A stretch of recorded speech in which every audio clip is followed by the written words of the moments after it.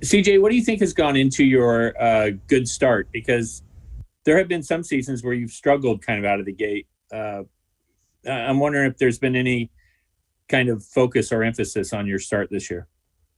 Well, I'm what's the word I'm looking for? A harsh critic of myself. I know. Besides 2000, I don't know, 2 years ago, I started really well. I shot the ball really well to start a couple of years ago. But besides that, I've always gotten off the slow starts, and I've been aware of that and wanted to make sure, even though we had a shortened season, I broke my back, I wasn't able to work out right away. I was doing what I needed to do to kind of take care of my body, kind of, taking care of things at the house, getting some equipment, getting some people in to make sure I was doing what I was supposed to do. So that when I was able to transition to the court, I was able to feel good, move well, and really just focus on my balance, focus on shooting the basketball. Wanted to make sure that I shot well to start the season. And I think I've done that. John has been on me about, getting off to a better start, shooting more threes, getting into, my pick and roll game. And obviously I'm a really good mid-range shooter, but I'm also a quality three-point shooter. So trying to get more quality attempts from there.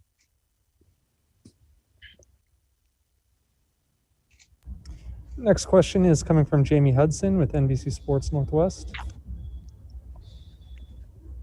Jay, it was a night of milestones. But what's it like witnessing Melo and him surpassing Tim Duncan? That's super dope, honestly. I'm really happy for him. Tim Duncan is a Hall of Fame player, had a historic career. For Melo to pass a guy like that just kind of shows you what he's been able to do consistently throughout his career. Obviously, Dame's been great.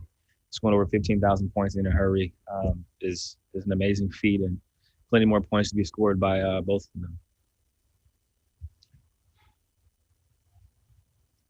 Next question is coming from Casey Holdall with Trailblazers.com. CJ, you guys held them under 10% free tonight. What are you guys able to do defensively to slow them down? Obviously, not the same personnel they might have, but you guys have also had issues at times slowing the Yeah, we're getting better, man. I think we were ranked 30th in defense coming into this game. I think after about another week, we'll be closer to 15.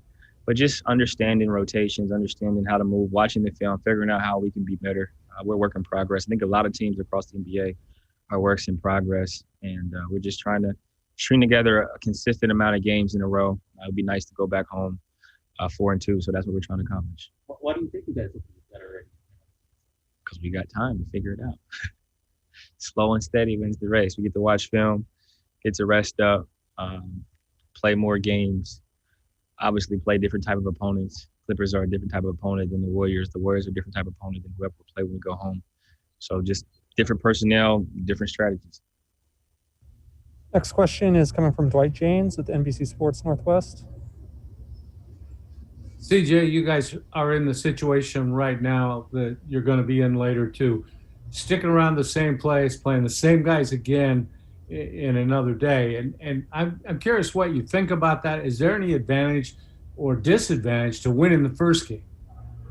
Well, you want to win as many games as possible in a 72-game season, especially understanding how close the race in the West is going to be. Other teams are struggling to start, and we want to take advantage of that. And I don't necessarily know if there's any disadvantages. Getting 2 home games at home is nice. Having to stay in the city is also nice for me. I enjoy my room. I enjoy Netflix. I got my candles, my music. I can FaceTime. It's cool. I'm a loner by nature, but we can kind of get together and socially distance in our ballroom like we did last night and hang out and watch games on League Pass. So it's the same thing I would be doing at home. I'm just not at home with my wife and my dog. Coming back to Jason Quick with The Athletic. CJ, Melo remarked that he sees a kind of a different spark in you. Is there anything to your personal life or grand life that is like more settled, that is enabling you to enjoy more success?